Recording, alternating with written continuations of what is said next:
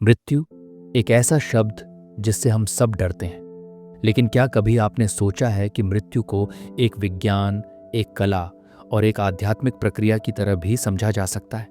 सद्गुरु की किताब मृत्यु एक अंदर की कहानी मृत्यु को न केवल एक अंत बल्कि एक संभावित शुरुआत के रूप में देखने की दृष्टि देती है। इस वीडियो में हम जानेंगे मृत्यु के पीछे छुपे वो सच जो आपकी सोच ही बदल सकते हैं। चैप्टर 1, मृत्यु क्या है? हम सब ने किसी न किसी की मृत्यु देखी है, किसी अपने की या खबरों में या फिल्मों में। लेकिन क्या हम जानते हैं कि असल में मृत्यु क्या होती है? सद्गुरु कहते हैं कि जब हम मरते हैं तब असल में क्या होता है, ये जानना हमारे जीवन को पूरी तरह बदल सकता है। मृत्यु अंत नहीं, एक प्रक्रिया है। सद्गुरु बताते हैं कि मृत्यु एक इवेंट नहीं बल्कि एक प्रक्रिया है। जब किसी व्यक्ति की मृत्यु होती है तो वह अचानक गायब नहीं हो जाता। शरीर धीरे धीरे 5 तत्वों में वापस लौटता है: पृथ्वी, जल, अग्नि, वायु और आकाश। ये वही तत्व हैं जिनसे शरीर बना है, और मृत्यु के बाद यही तत्व प्राकृतिक रूप से ब्रह्मांड में विलीन हो जाते हैं। सद्गुरु कहते हैं कि शरीर की मृत्यु हो जाना सिर्फ एक शुरुआत होती है। असल में आत्मा या चेतना, कॉन्शियसनेस, शरीर से धीरे धीरे बाहर निकलती है। इसीलिए मृत्यु के बाद भारतीय परंपरा में 11 दिन या 14 दिन तक विशेष संस्कार किए जाते हैं ताकि आत्मा की यात्रा पूरी हो सके। मृत्यु के समय क्या होता है? जब मृत्यु आती है तब 3 मुख्य चीजें होती हैं। 1, शरीर का काम करना बंद हो जाता है। 2, प्राण, लाइफ एनर्जी शरीर से बाहर निकलने लगता है। 3, सूक्ष्म शरीर, सटल बॉडी, और कारण शरीर, कॉजल बॉडी शरीर से अलग होने लगते हैं। ये प्रक्रिया धीरे धीरे होती है और इसी कारण मृत व्यक्ति के शरीर को तुरंत नहीं छुआ जाता ताकि उसकी ऊर्जा प्रक्रिया में कोई बाधा ना आए। मृत्यु से डर क्यों लगता है? हम मृत्यु से इसलिए डरते हैं क्योंकि हमने उसे समझा नहीं। सद्गुरु कहते हैं कि मृत्यु कोई ट्रेजेडी नहीं है बल्कि एक ब्यूटीफुल ट्रांजिशन है, एक अवस्था से दूसरी अवस्था की यात्रा। ये शरीर का अंत है, आत्मा का नहीं। मृत्यु को कैसे समझें? अगर हम मृत्यु को केवल जैविक, बायोलॉजिकल दृष्टिकोण से देखें तो यह एक हार्ट बीट बंद होने जैसा लगता है, लेकिन यौगिक और आध्यात्मिक दृष्टिकोण से मृत्यु एक बहुत ही गहरा और सूक्ष्म अनुभव है। यह शरीर से आज़ादी है, एक नए जन्म की तैयारी है, या मोक्ष की ओर एक कदम। मृत्यु एक रहस्य है जिसे केवल समझकर, अनुभव करके ही सुलझाया जा सकता है। जो इसे समझता है वह मृत्यु से डरता नहीं बल्कि जीवन को पूरी गहराई से जीता है। एक सवाल जो अगले अध्याय की ओर ले जाए: अगर मृत्यु के बाद भी शरीर की कुछ ऊर्जा जीवित रहती है तो क्या आत्मा भी यहीं कहीं हमारे आसपास भटकती है? और अगर हाँ, तो क्या हम उससे संपर्क कर सकते हैं? जानिए इसका जवाब अगले पार्ट में, भूत प्रेत, आत्मा और मृत्यु के बाद की रहस्यमयी यात्रा में। चैप्टर 2, मृत्यु का अनुभव कैसा होता है? मृत्यु के बाद क्या होता है? क्या सब कुछ खत्म हो जाता है या फिर एक नई यात्रा शुरू होती है? सद्गुरु इस अध्याय में गहराई से बताते हैं कि मृत्यु के बाद आत्मा की यात्रा कैसी होती है। उनके अनुसार मृत्यु केवल शरीर के समाप्त होने की घटना नहीं है बल्कि प्राण, लाइफ एनर्जी और सूक्ष्म शरीर के शरीर से धीरे धीरे अलग होने की प्रक्रिया है। मृत्यु की प्रक्रिया एक सूक्ष्म विज्ञान। सद्गुरु बताते हैं कि जब कोई व्यक्ति मरता है तो यह 3 स्तरों पर होता है। 1, शरीर की मृत्यु, फिजिकल डेथ। जब हृदय और मस्तिष्क काम करना बंद कर देते हैं तो व्यक्ति को मृत घोषित कर दिया जाता है, लेकिन यह केवल शरीर का अंत है। 2, ऊर्जा की मृत्यु, एनर्जी विथड्रॉवल। मृत्यु के बाद भी प्राण, लाइफ एनर्जीज शरीर में बनी रहती है। ये ऊर्जा धीरे धीरे शरीर से बाहर निकलती है। ये प्रक्रिया 11 से 14 दिन तक चल सकती है। 3, सूक्ष्म शरीर की विदाई, सबटल बॉडी सेपरेशन। आत्मा जो सूक्ष्म शरीर और कारण शरीर के रूप में होती है, धीरे धीरे शरीर से अलग होती है और अपनी यात्रा शुरू करती है। मृत्यु के बाद आत्मा कहाँ जाती है? सद्गुरु के अनुसार आत्मा की दिशा इस बात पर निर्भर करती है कि व्यक्ति ने जीवन कैसे जिया। यदि उसका जीवन जागरूकता और ध्यान से भरा था तो आत्मा को शांति से आगे बढ़ने का मार्ग मिलता है, लेकिन यदि जीवन अव्यवस्थित, अविकसित चेतना या हिंसात्मक रहा हो तो आत्मा भटक सकती है। भारतीय संस्कृति में इसी कारण श्राद्ध, पिंडदान और 13वीं जैसे संस्कारों का महत्व है, ताकि आत्मा को दिशा मिल सके। मृत्यु का अनुभव।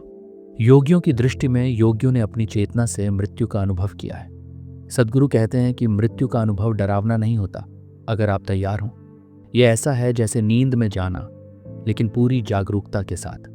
कुछ योगियों ने तो मृत्यु को महासमाधि के रूप में स्वीकार किया, जहां वे अपनी इच्छा से शरीर छोड़ते हैं, न कि किसी बीमारी या दुर्घटना से। मृत व्यक्ति को तुरंत क्यों नहीं जलाते? सद्गुरु बताते हैं कि मृत्यु के बाद शरीर में मौजूद ऊर्जा, प्राण पूरी तरह बाहर निकलने में समय लेती है। इसलिए पारंपरिक रूप से व्यक्ति की मृत्यु के बाद कम से कम 12 घंटे तक उसे नहीं छुआ जाता। अगर उसे जल्दी जला दिया जाए तो उस व्यक्ति की ऊर्जा यात्रा में बाधा आ सकती है। मृत्यु केवल शरीर का अंत नहीं है, ये चेतना की एक नई यात्रा की शुरुआत है। अगर हम मृत्यु को सही दृष्टिकोण से देखें तो यह एक आध्यात्मिक अनुभव बन सकता है, एक अवसर, मुक्ति का। अगले अध्याय की ओर एक रहस्यमयी प्रश्न। यदि कुछ आत्माएं मृत्यु के बाद भी यहीं रह जाती है तो क्या वे भूत बन सकती हैं? और क्या हम उनके प्रभाव में आ सकते हैं? जाने इसका रहस्य अगले भाग में, जब बात होगी आत्मा, भूत प्रेत और सूक्ष्म लोक की। चैप्टर 3। क्या आत्मा भूत बन सकती है? क्या आपने कभी ऐसा महसूस किया है कि कोई अदृश्य शक्ति आपके आसपास है? क्या कभी किसी स्थान पर बिना वजह डर या भारीपन महसूस हुआ है? सद्गुरु इस अध्याय में उन सवालों का जवाब देते हैं जो सदियों से इंसान को उलझाए हुए हैं। क्या आत्मा भटक सकती है? क्या भूत सच में होते हैं? मृत्यु के बाद आत्मा का व्यवहार। सद्गुरु कहते हैं कि जब कोई व्यक्ति मरता है तो उसकी आत्मा सूक्ष्म शरीर को 3 संभावित रास्ते मिलते हैं। 1. आत्मा अपनी यात्रा पूरी करके मुक्त हो जाती है।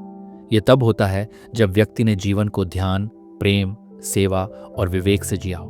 2. आत्मा पुनर्जन्म की ओर चली जाती है। जीवन की इच्छाएं अधूरी होने पर यह आत्मा नए शरीर की तलाश में आगे बढ़ती है। 3. आत्मा भटक जाती है। यह सबसे जटिल अवस्था है। जब व्यक्ति की मृत्यु अचानक पीड़ा में या भ्रम की स्थिति में होती है, तब उसकी चेतना पूरी तरह अलग नहीं हो पाती और वह यहीं आसपास मंडराती रहती है। यही स्थिति भूत या प्रेत की होती है। भूत कौन होते हैं? सद्गुरु स्पष्ट करते हैं कि भूत कोई हॉरर मूवी का किरदार नहीं है, बल्कि एक ऐसी आत्मा है जो अधूरी अवस्था में फंसी हुई है। न ये पूरी तरह मृत है, न ही पुनर्जन्म की दिशा में बढ़ी है। इनका कोई स्थायी शरीर नहीं होता, लेकिन ये ऊर्जा के रूप में आसपास मौजूद रहती है। भूतों का अनुभव कैसे होता है? कुछ लोग कहते हैं कि उन्होंने किसी मरे हुए इंसान की उपस्थिति महसूस की, किसी ने अजीब सपने देखे या बिना वजह डर लगा। कुछ स्थानों पर अजीब सी कंपन होती है, जैसे मंदिरों के पास, श्मशानों में या पुराने खंडहरों में।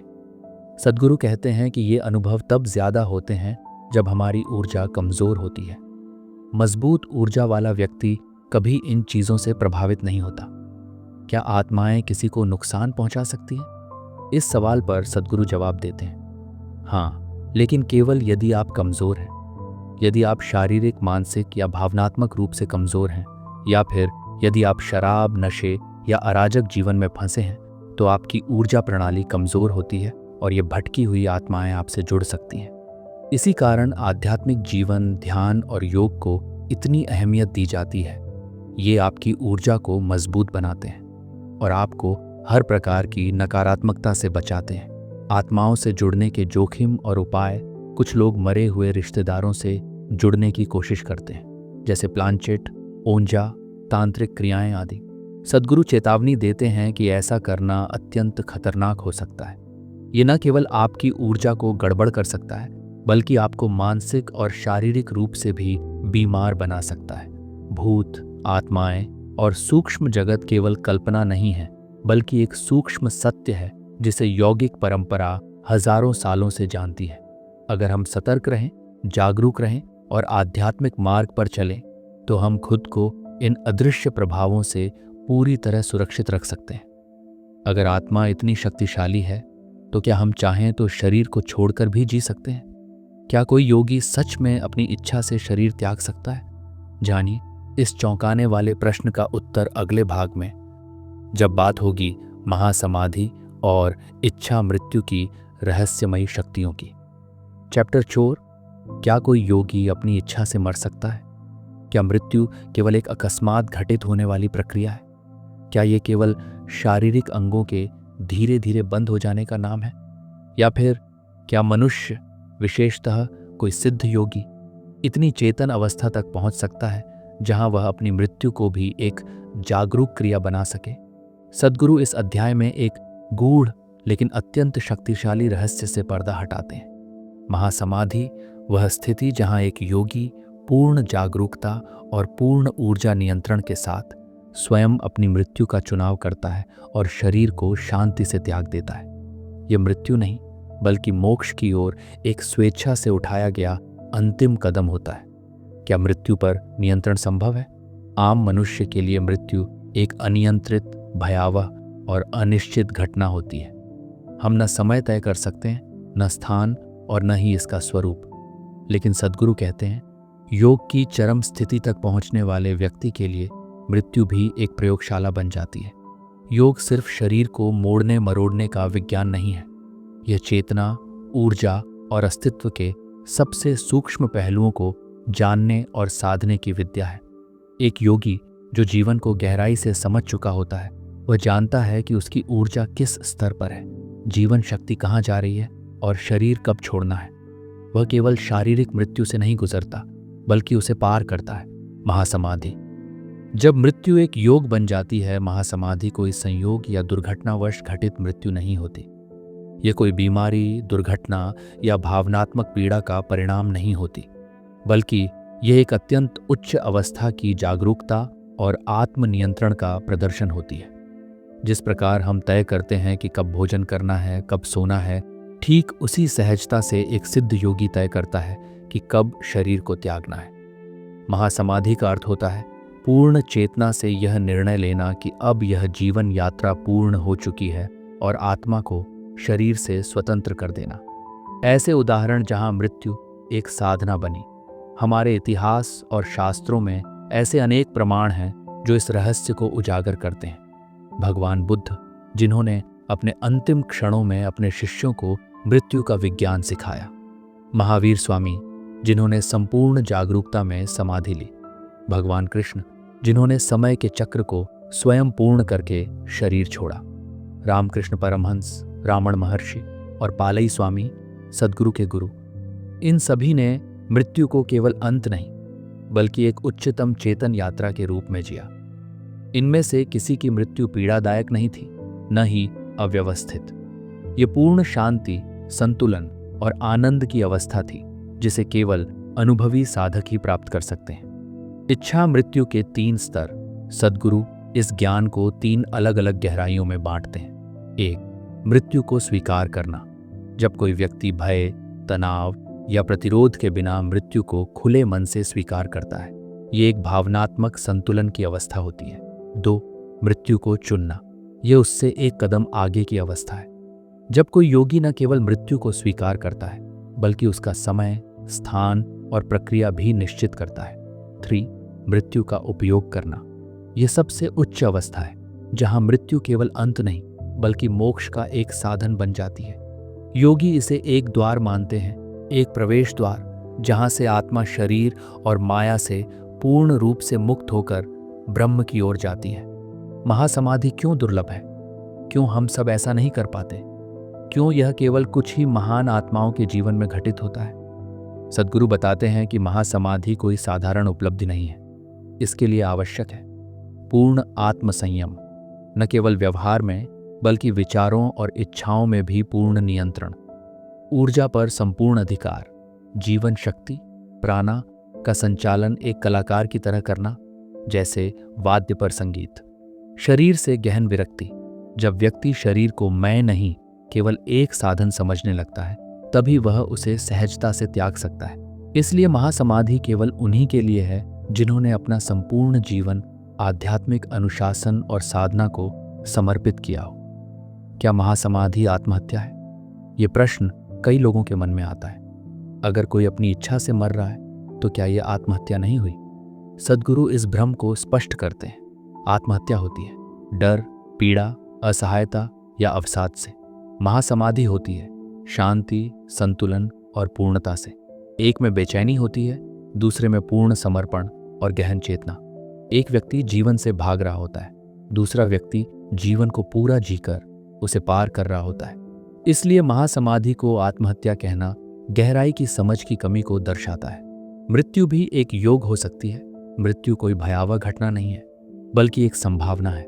जब व्यक्ति स्वयं को शरीर, मन और आत्मा के स्तर पर इतनी गहराई से जान लेता है कि वह मृत्यु को भी एक जागरूक प्रक्रिया बना लेता है।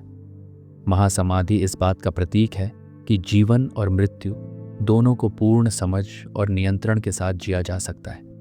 यदि कोई योगी मृत्यु को पूर्ण चेतना से चुन सकता है, तो क्या वह मृत्यु के बाद भी इस संसार में किसी रूप में उपस्थित रह सकता है? क्या गुरु मृत्यु के बाद भी अपने शिष्यों के जीवन में जीवंत प्रभाव बना सकते हैं? जानिए अगले भाग में गुरु की मृत्यु के बाद भी जीवंत उपस्थिति, एक ऐसा विषय जो मृत्यु से परे की चेतना को उजागर करता है। 5वां अध्याय, मृत्यु का आध्यात्मिक दृष्टिकोण। मृत्यु भय नहीं, संभावना है। हमारी आम धारणा में मृत्यु जीवन का सबसे बड़ा अंत है, एक ऐसा कड़वा सत्य जिससे हर कोई डरता है। ये डर इतना गहरा होता है कि हम अक्सर इस विषय पर बात करने से भी कतराते हैं। लेकिन आध्यात्मिक दृष्टिकोण से देखें तो वही मृत्यु जो हमें डराती है, हमारे लिए सबसे बड़ा अवसर भी बन सकती है, आत्मा की मुक्ति का द्वार। सद्गुरु इस अध्याय में मृत्यु को केवल एक जैविक घटना नहीं, बल्कि एक आध्यात्मिक प्रक्रिया के रूप में प्रस्तुत करते हैं। उनके अनुसार मृत्यु यदि जागरूकता से जानी जाए तो यह आत्मा की मुक्ति का दरवाजा बन सकती है। ये कथन केवल एक दर्शन नहीं, बल्कि यौगिक परंपरा में सदियों से साधकों द्वारा अनुभव की गई सच्चाई है। मृत्यु मोक्ष की ओर एक यात्रा। भारतीय आध्यात्मिक परंपरा में मृत्यु को एक संक्रमण बिंदु, ट्रांजिशन पॉइंट माना गया है, जहां आत्मा भौतिक शरीर को त्याग कर सूक्ष्म लोकों की ओर प्रस्थान करती है। ये एक ऐसा मोड़ होता है जहां आत्मा को यदि उचित मार्गदर्शन और वातावरण मिले तो वह जन्म और मृत्यु के चक्र से मुक्त हो सकती है, जिसे हम कहते हैं मोक्ष। लेकिन यह इतना सरल नहीं होता। यदि मृत्यु डर, भ्रम, अज्ञान और मानसिक अशांति के साथ होती है तो आत्मा इस चक्र में बार बार फंसती रहती है। ये ऊर्जा की एक ऐसी स्थिति होती है जो आत्मा को फिर से एक शरीर की तलाश में धकेल देती है। सद्गुरु कहते हैं कि मृत्यु का क्षण जीवन का सबसे संवेदनशील और शक्तिशाली क्षण होता है। यदि उस क्षण को जागरूकता के साथ जिया जाए तो यह केवल एक अंत नहीं, बल्कि एक बड़ा आध्यात्मिक अवसर बन जाता है। यौगिक परंपरा में मृत्यु का दृष्टिकोण योग के मार्ग में मृत्यु को किसी शत्रु या भयावह अनुभव की तरह नहीं देखा जाता। उसे एक ऐसे बुद्धिमान मित्र की तरह माना जाता है जो हमें हमारे अस्तित्व के अंतिम सत्य की ओर ले जाता है। योगी और साधक मृत्यु की तैयारी जीवन भर करते हैं, ध्यान, प्राणायाम, साधना और आत्मनिरीक्षण के माध्यम से। उनका उद्देश्य केवल लंबा जीवन जीना नहीं होता, बल्कि ऐसा जीवन जीना होता है जो मृत्यु के क्षण में उन्हें पूर्ण जागरूकता की स्थिति में पहुंचा सके। सद्गुरु बताते हैं कि यौगिक साधना का अंतिम लक्ष्य है शरीर और मन की सीमाओं को पार करना और उस बिंदु तक पहुंचना जहां मृत्यु का कोई अस्तित्व नहीं रह जाता। जब आप शरीर नहीं रह जाते, जब आप मन नहीं रह जाते, तब आप मृत्यु के पार चले जाते हैं। मृत्यु के क्षण की चेतना क्यों है यह सबसे महत्वपूर्ण। मृत्यु के समय हमारी चेतना की स्थिति तय करती है कि आगे हमारे साथ क्या होगा। क्या हमें अगला जन्म मिलेगा या नहीं? क्या हमारी आत्मा मुक्त हो पाएगी या फिर हम फिर से इसी चक्र में बंध जाएंगे? इसलिए भारत सहित कई प्राचीन परंपराओं में मृत्यु के समय विशेष रूप से मंत्र, ध्यान, पवित्र वातावरण और मानसिक शांति का महत्व रहा है। ये इसीलिए किया जाता है ताकि व्यक्ति अपनी अंतिम यात्रा उच्चतम ऊर्जा स्थिति में कर सके। यदि मृत्यु का क्षण क्रोध, भय, मोह या दुख से भरा हो तो आत्मा भ्रमित हो जाती है और सही दिशा में आगे नहीं बढ़ पाती। लेकिन अगर वही क्षण शांति, समर्पण और जागरूकता में हो तो आत्मा के लिए पूर्ण स्वतंत्रता संभव हो जाती है। कैसे बन सकती है मृत्यु एक आध्यात्मिक अवसर? सद्गुरु इस अध्याय में 3 प्रमुख स्थितियों को बताते हैं जो मृत्यु को साधक के लिए एक अवसर बना सकती हैं। वट, यदि आपने जीवन में चेतना विकसित की है तो मृत्यु आपके लिए केवल एक बदलाव होगी, कोई भय नहीं। आप इसे सहज रूप से स्वीकार करेंगे, जैसे कोई पुराने वस्त्र उतार कर नए वस्त्र पहनता है। 2. यदि आपने ध्यान की गहराई में प्रवेश किया है तो मृत्यु आपके लिए शरीर से परे जाने का एक प्राकृतिक मार्ग बन जाएगी। आप उसे प्रतिरोध नहीं देंगे, बल्कि उसका उपयोग करेंगे आत्मा की गहराई तक पहुंचने के लिए। 3. यदि आपने जीवन में भय को छोड़ा है तो मृत्यु आपके लिए पूर्ण मुक्ति का द्वार बन जाएगी।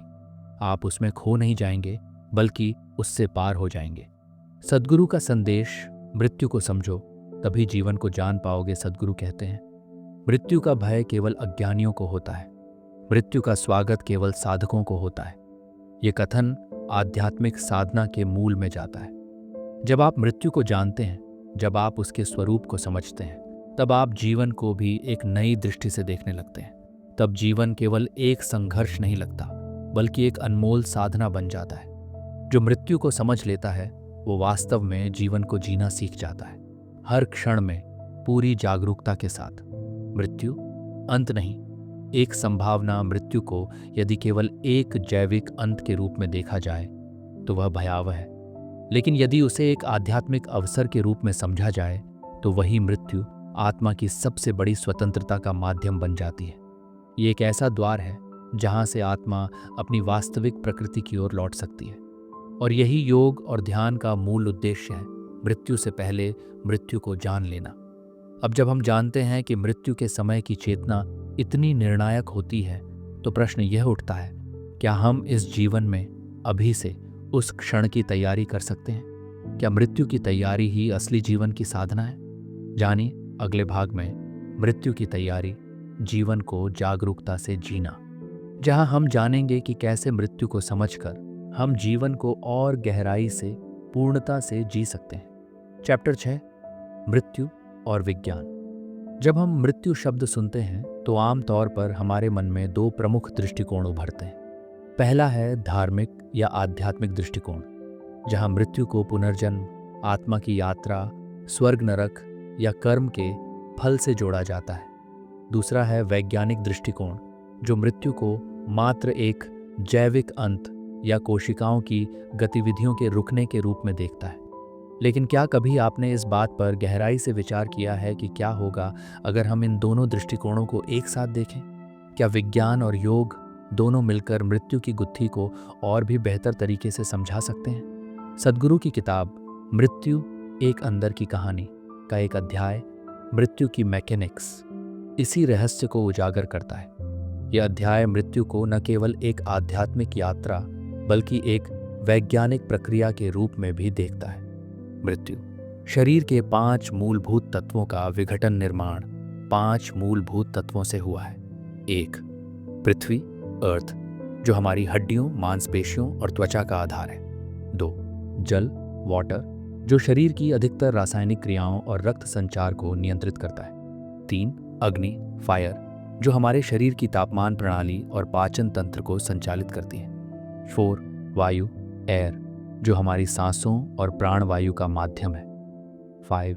आकाश, ईथर, स्पेस, जो अस्तित्व का सूक्ष्मतम लेकिन सबसे व्यापक तत्व है, जिससे चेतना जुड़ी होती है। सद्गुरु के अनुसार मृत्यु का अर्थ केवल शरीर का रुक जाना नहीं, बल्कि यह इन 5 तत्वों के क्रमिक विघटन की प्रक्रिया है। यौगिक दृष्टिकोण में यह माना गया है कि जब कोई व्यक्ति मरता है तो उसके शरीर के ये तत्व धीरे धीरे अपने अपने स्रोत में विलीन हो जाते हैं। यह प्रक्रिया न केवल गहन है, बल्कि ऊर्जा और चेतना के स्तर पर अत्यंत वैज्ञानिक भी है। सद्गुरु के अनुसार मृत्यु का अर्थ केवल शरीर का रुक जाना नहीं, बल्कि यह इन 5 तत्वों के क्रमिक विघटन की प्रक्रिया है। यौगिक दृष्टिकोण में यह माना गया है कि जब कोई व्यक्ति मरता है तो उसके शरीर के ये तत्व धीरे धीरे अपने अपने स्रोत में विलीन हो जाते हैं। यह प्रक्रिया न केवल गहन है, बल्कि ऊर्जा और चेतना के स्तर पर अत्यंत वैज्ञानिक भी है। मृत्यु के बाद शरीर में क्या होता है? सद्गुरु इस प्रक्रिया को एक ऊर्जात्मक विघटन के रूप में समझाते हैं, जो इस प्रकार घटित होती है। 1. सबसे पहले वायु तत्व यानी प्राणवायु या श्वास शरीर को छोड़ती है। यह वह क्षण होता है जब व्यक्ति की सांसें बंद हो जाती हैं। 2. इसके बाद अग्नि तत्व जो शरीर की गर्मी बनाए रखता है, धीरे धीरे कम हो जाता है। इसी कारण मृत्यु के बाद शरीर ठंडा पड़ने लगता है। 3. फिर जल तत्व। शरीर के द्रव और तरल हिस्से जैसे रक्त और कोशिकाओं का जल धीरे धीरे विघटित होता है। 4. उसके बाद पृथ्वी तत्व यानी हड्डियां, मांस और कठोर अंग धीरे धीरे विघटित होकर मिट्टी में मिल जाते हैं। 5. अंत में आकाश तत्व, जो चेतना और सूक्ष्म ऊर्जा का स्रोत है, शरीर को पूरी तरह से त्याग देता है। यह पूरा क्रम बताता है कि मृत्यु कोई एक क्षण में होने वाली घटना नहीं है, बल्कि यह एक निरंतर घटने वाली प्रक्रिया है जिसे यौगिक परंपरा में विस्तार से समझाया गया है। आधुनिक विज्ञान क्या कहता है? आधुनिक विज्ञान, जो अधिकतर भौतिक दृष्टिकोण से कार्य करता है, अब यह मानने लगा है कि शरीर में ऊर्जा का स्तर मृत्यु के बाद भी कुछ समय तक बना रहता है। मृत्यु के बाद भी मस्तिष्क, ब्रेन की कुछ न्यूरल गतिविधियां थोड़े समय तक जारी रहती हैं, जिसे ईईजी और दूसरे मापन उपकरणों से जाना गया है। कुछ कोशिकाएं जैसे त्वचा, बाल और कुछ अंगों की कोशिकाएं मृत्यु के कई घंटों बाद तक जीवित रहती हैं। इन सभी तथ्यों से यह स्पष्ट होता है कि मृत्यु कोई ऑन ऑफ स्विच नहीं, बल्कि एक जीव वैज्ञानिक और ऊर्जात्मक प्रक्रिया है जो क्रमिक रूप से घटती है। ये बिल्कुल वही बात है जो योग हजारों वर्षों से कहता आया है कि मृत्यु एक स्थानांतरण है, न कि अंत। यौगिक विज्ञान मृत्यु को कैसे मापता है? योग में माना जाता है कि मृत्यु के बाद भी आत्मा और शरीर के बीच का संबंध 13 से 14 दिन तक बना रहता है। इसी कारण भारतीय संस्कृति में पिंडदान, श्राद्ध और अंत्येष्टि संस्कार 13वें दिन किए जाते हैं। इस परंपरा का वैज्ञानिक और ऊर्जात्मक पक्ष यह है कि यह प्रक्रिया आत्मा को अगले जीवन या मुक्ति के मार्ग में ऊर्जा देती है। सद्गुरु कहते हैं कि इस समय के भीतर कई सूक्ष्म प्रक्रियाएं घटती हैं, जिन्हें केवल कोई योगी या जागरूक साधक ही अनुभव कर सकता है। विज्ञान और यौगिक परंपरा की समानता यह बहुत रोचक है कि विज्ञान और योग दोनों ही इस बात को मानते हैं कि मृत्यु एक क्रमिक प्रक्रिया है। ऊर्जा और चेतना का स्तर धीरे धीरे समाप्त होता है या स्थानांतरित होता है, और सबसे महत्वपूर्ण, मृत्यु केवल भौतिक शरीर का अंत नहीं, बल्कि एक संक्रमण, ट्रांजिशन है। जहाँ विज्ञान इसे एनर्जी डिके कहता है, वहीं योग इसे तत्वा विलायन यानी तत्वों का विघटन कहता है। क्या विज्ञान आत्मा को स्वीकार करता है? ये आज भी एक बहस का विषय है। अब तक की वैज्ञानिक तकनीकें आत्मा जैसी सूक्ष्म, न मापी जा सकने वाली चीज़ों को समझने में सक्षम नहीं रही हैं। लेकिन दुनिया भर के हजारों डॉक्टर्स, वैज्ञानिक और शोधकर्ता नियर डेथ एक्सपीरियंसेस (NDEs) का अध्ययन कर रहे हैं, जिसमें यह पाया गया है कि मृत्यु के समय लोगों ने शरीर से बाहर निकलने, प्रकाश का अनुभव करने और कभी-कभी अपने शरीर को बाहर से देखने तक का अनुभव किया है। इन अनुभवों से यह संकेत मिलता है कि मृत्यु के बाद भी चेतना किसी रूप में बनी रह सकती है, जो योग की बातों से मेल खाता है। सद्गुरु का दृष्टिकोण। विज्ञान और योग का सेतु, सद्गुरु कहते हैं। विज्ञान बाहर की यात्रा है, योग भीतर की। मृत्यु वही समझ सकता है जो भीतर गया हो। ये कथन इस बात को स्पष्ट करता है कि मृत्यु को केवल उपकरणों से नहीं समझा जा सकता, लिए अंतर्यात्रा, ध्यान और जागरूकता की आवश्यकता है। योग हमें वह साधन देता है जिससे हम मृत्यु को केवल एक डरावनी घटना नहीं, बल्कि चेतना के विस्तार के रूप में देख सकते हैं। मृत्यु, धर्म और विज्ञान के बीच का सेतु। मृत्यु न तो केवल एक धार्मिक विश्वास है और न ही सिर्फ एक जैविक क्रिया। यह ऊर्जा, चेतना और तत्वों का विज्ञान है। इसे समझने के लिए हमें विज्ञान की बाहरी दृष्टि और योग की भीतरी अंतर्दृष्टि दोनों को अपनाना होगा। जब हम इन दोनों दृष्टिकोणों को मिलाकर देखते हैं, तभी मृत्यु का सही रूप हमारे सामने आता है। एक ऐसी प्रक्रिया जिसमें शरीर के 5 तत्व क्रमशः ब्रह्मांड में विलीन हो जाते हैं और आत्मा अपनी अगली यात्रा के लिए तैयार होती है। दोस्तों, हमने इस वीडियो में मृत्यु के रहस्यों को सद्गुरु की पुस्तक डेथ एन इनसाइड स्टोरी के माध्यम से समझने की कोशिश की। ये कोई डराने वाली कहानी नहीं थी, बल्कि एक आध्यात्मिक विज्ञान की झलक थी, जहां मृत्यु को एक अवसर माना गया है, अंत नहीं। हमने जाना, मृत्यु शरीर के 5 तत्वों का विघटन है, न कि कोई अचानक रुक जाने वाली घटना। मृत्यु के समय चेतना की स्थिति तय करती है आत्मा की आगे की यात्रा। विज्ञान भी अब मानने लगा है कि मृत्यु के बाद भी ऊर्जा कुछ समय तक बनी रहती है। और कैसे एक साधक मृत्यु को न सिर्फ शांति से स्वीकार करता है बल्कि उसे आध्यात्मिक मोक्ष का द्वार बना सकता है। सद्गुरु हमें सिखाते हैं कि अगर हम मृत्यु के सच को जान लें तो हम जीवन को भी पूरी गहराई से जी सकते हैं। मृत्यु को समझना, जीवन को जागरूकता से जीना। अगर इस वीडियो ने आपके दृष्टिकोण को बदला है, अगर आपने मृत्यु के बारे में कुछ नया, गहरा और सच्चा सीखा है, तो वीडियो को लाइक ज़रूर करें। ये एक छोटा सा क्लिक किसी और के जीवन में बड़ा बदलाव ला सकता है। कमेंट करके बताइए, क्या आपने कभी मृत्यु को इतने आध्यात्मिक और वैज्ञानिक तरीके से देखा था? या क्या आपको भी ऐसा लगता है कि मृत्यु को समझना ही असली जीवन की शुरुआत है? और सबसे ज़रूरी बात, चैनल द रीडिंग कैप्सूल को सब्सक्राइब कीजिए, बेल आइकन दबाइए ताकि जब वह वीडियो आए तो आप उसे सबसे पहले देख सकें। याद रखिए, मृत्यु से डरकर मत जियो, मृत्यु को समझकर जियो, तभी जीवन में सच्चा आनंद आएगा। धन्यवाद और मिलते हैं अगले वीडियो में एक और अद्भुत रहस्य के साथ।